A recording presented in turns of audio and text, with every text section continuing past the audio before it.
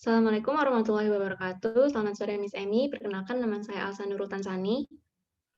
Saya Zila Zahira. Saya Rias Firur Septri. Dan saya Ulfa Rahma Justisia. Kami di sini ingin mempresentasikan PPT yang berjudul Case Study Sistem Ekonomi Politik di Indonesia. Ya, yang pertama itu ada teori ekonomi politik sosialisme marxisme. Sosialisme jika dilihat sebagai suatu sistem ekonomi politik adalah sebuah sistem sosial yang dilandaskan atas prinsip komuner atau kebersamaan, yaitu pemilikan alat produksi atau means of production dan distribusi yang bersifat kolektif. Dalam masyarakat sosialis, yang menonjol adalah kebersamaannya. Sosialisme menurut waktu dapat dibedakan menjadi 3 kelompok. Yang pertama ada sosialisme sebelum Marx. Sosialisme sebelum Marx ini dibedakan pula menjadi 2 pendekatan. Yang pertama ada sosialisme utopis yang merupakan pandangan tentang masyarakat sempurna yang hidup dalam sebuah komunitas. Digagas oleh Plato, Thomas More, Tommaso Campanella, dan James Harrington.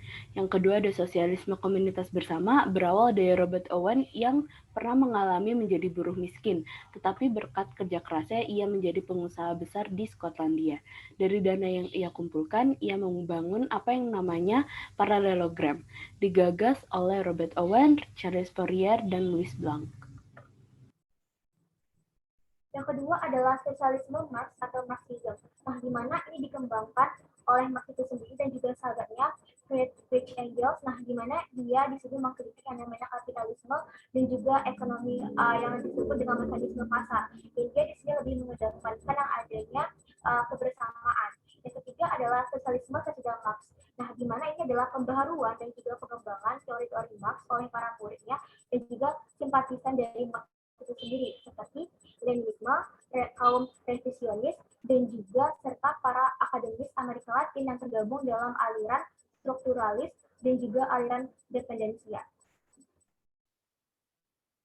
Selanjutnya yaitu turunan teori. Yang pertama yaitu Lenin atau Leninisme. Pada masa Lenin, seluruh hubungan antar negara dan pengikutnya bertitik tolak pada Marxisme-Leninisme. Semenjak saat itu, Marxisme-Leninisme menjadi sebuah ideologi untuk mewujudkan masyarakat tanpa kelas. Bentuk ekstrim komunisme adalah keputusan ekonomi disusun, direncanakan, dan sekaligus dikontrol oleh negara. Yang kedua yaitu aliran strukturalis, yaitu menolak mekanisme pasar bebas karena lebih banyak menimbulkan keterbelakangan dan kemiskinan daripada kemakmuran, meningkatkan angka pengangguran daripada penciptaan lapangan pekerjaan, dan menimbulkan ketimpangan daripada pemerataan. Yang ketiga itu ada aliran dependensia, yaitu menganggap bahwa adanya ketimpangan dari negara berkembang dan negara maju adalah akibat industrialisasi yang tidak merata, sehingga menimbulkan ketergantungan negara berkembang terhadap negara maju. Berikutnya itu ada sistem perekonomian Indonesia. Sebagian besar negara-negara berkembang termasuk Indonesia menganut sistem ekonomi demokrasi Pancasila. Terdapat pemilikan swasta perseorangan atas alat-alat produksi yang berdampingan dengan pemilikan negara. Mekanisme harga dan pasar bebas hidup berdampingan dengan perencanaan yang dilakukan oleh pemerintah. Sebagian besar harga barang, jasa, dan faktor produksi ditentukan oleh kekuatan permintaan dan penawaran.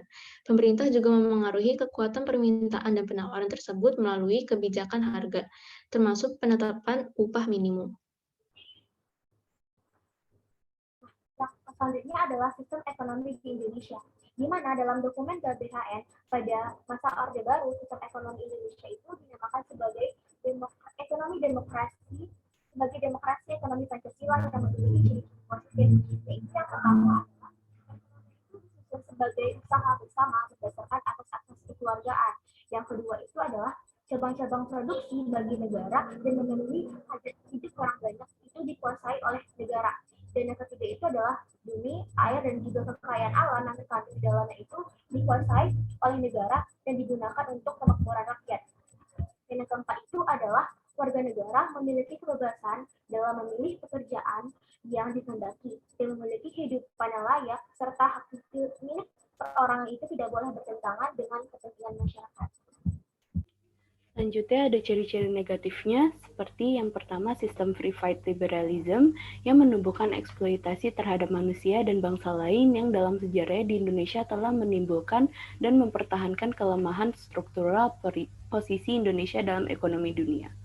Yang kedua, ada sistem etatisme dalam negara beserta aparatur ekonomi negara mendesak dan mematikan potensi dan daya kreasi unit-unit ekonomi di luar sektor negara.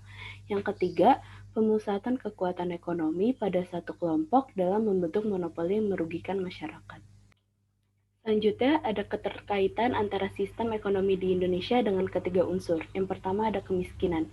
Bank Dunia menyatakan hasil asesmennya menunjukkan indikator kesejahteraan, utamanya angka kemiskinan ekstrim diperkirakan meningkat. Bank Dunia dalam laporannya bertajuk East Asia and Pacific Economy Update bertema From Containment to Recovery juga menekankan pentingnya upaya mitigasi pemerintah untuk mengatasi lonjakan angka kemiskinan itu. Mengapa di Indonesia sudah menganut sistem ekonomi demokrasi tetapi masih ada kasus kemiskinan di daerah-daerah di Indonesia.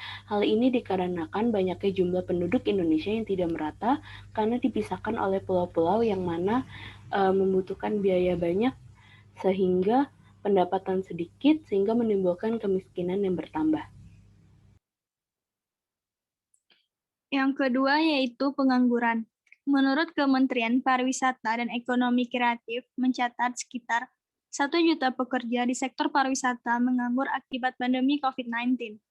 Diperkirakan bahwa sekitar 55-65% pekerjaan Indonesia adalah pekerjaan informal. Di antaranya, 80% berpusat pada terkonsentrasi di wilayah pedesaan, terutama di sektor konstruksi dan pertanian. Dengan dipekerjakan di sektor informal, menyiratkan resiko tertentu karena pekerja sektor informal biasanya memiliki pendapatan yang lebih rendah dan tidak stabil, sebab mereka tidak memiliki akses ke perlindungan dan layanan dasar. Yang ketiga yaitu penciptaan lapangan pekerjaan.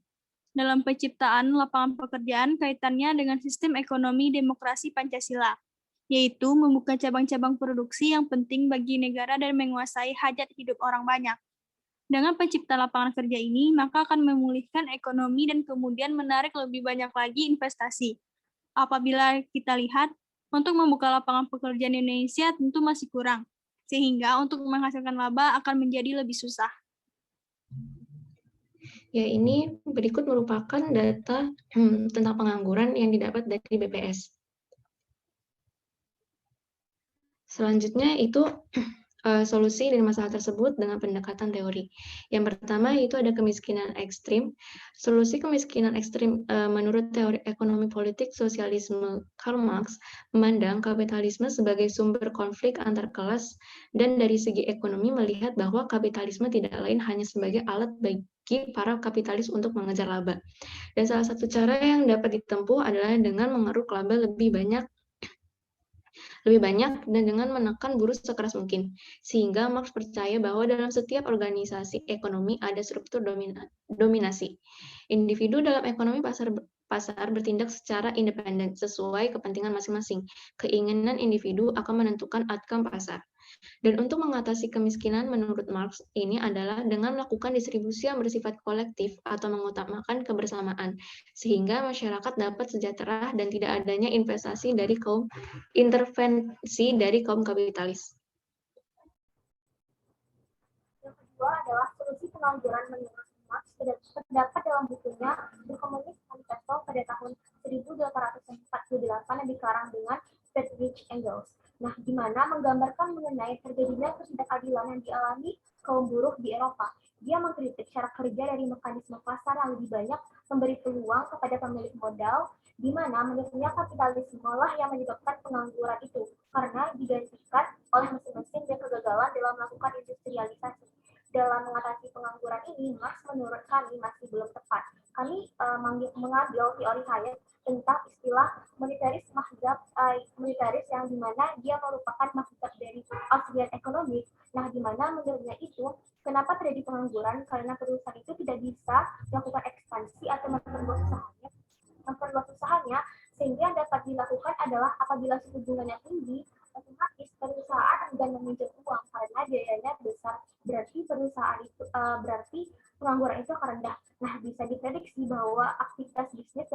perusahaan tersebut bagus. Nah, jadi intinya inflasi itu tinggi dan pengangguran itu rendah karena pemerintah itu mencetak uang banyak sehingga uang yang beredar di masyarakat itu bisa digunakan untuk belanja. Otomatis perusahaan dapat income atau pendapatan sehingga bisa merekrut karyawan dan juga sehingga pengangguran itu menjadi rendah. Solusi yang ketiga dalam menciptakan lapangan kerja ini adalah pemberian insentif oleh pemerintah. Kami mengambil teori dari Keynesian idea, yaitu monetary theory atau quantity money supply. Apabila pemerintah ingin ekonominya itu berjalan, maka pemerintah harus memberikan insentif yang besar dan memompa uang ke pasar sehingga banyak uang yang beredar di pasar. Jadi pemerintah membelanjakan uangnya dalam government spending, memberikan fiskal stimulus, berarti bank akan gampang meminjamkan uang dan orang atau perusahaan akan lebih mudah untuk membuka usaha. Selanjutnya ada kelemahan teori. Yang pertama dari ketiga kelompok sosialisme sebelum Marx, Marxisme, dan sesudah Marx yang sudah dibicarakan tidak ada yang berfungsi dengan baik. Contohnya negara sosialis Eropa Timur dan Tengah. Yang kedua, pada akhir tahun 1980-an, negara sosialis bekas Uni Soviet serta Eropa Timur dan Tengah mengalami pertumbuhan ekonomi yang sangat rendah, dan sebagian mengalami pertumbuhan yang bersifat negatif. Tingkat kesejahteraan masyarakat dalam semua sistem sosialis jauh lebih rendah dibandingkan dengan kesejahteraan masyarakat yang menganut mekanisme pasar. Yang ketiga, adanya pemunduran di segala bidang karena eksperimen sosial yang sangat ambisius yang disebut sebagai sosialis central planning, sehingga menyebabkan negara sosialis ramai-ramai melakukan transisi dan mentransformasikan perekonomian mereka ke ekonomi pasar.